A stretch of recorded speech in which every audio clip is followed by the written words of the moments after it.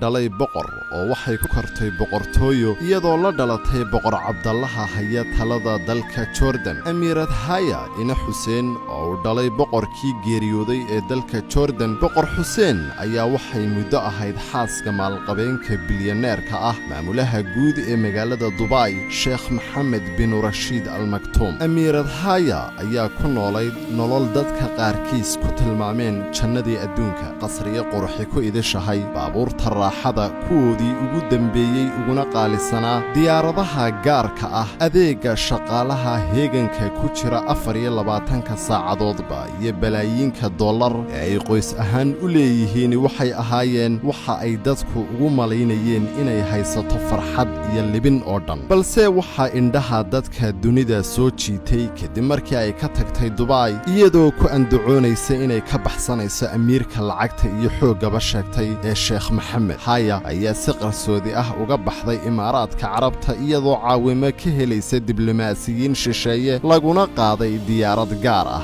Princess Haya bint Al Hussein is said to be in fear for her life. While it's obvious the princess and the sheikh have had a massive blow-up, leaving her husband without warning and taking $56 million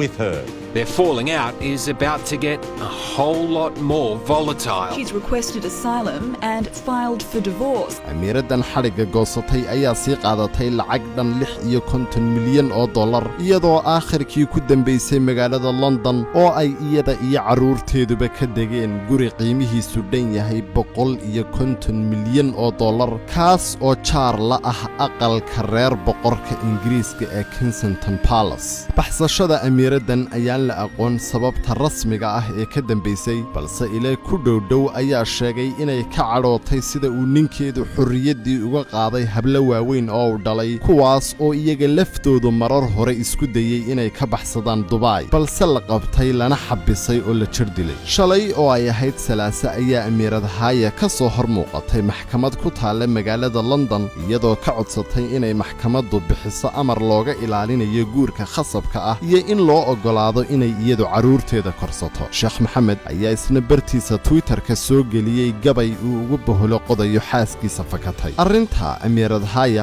ayaa xaalad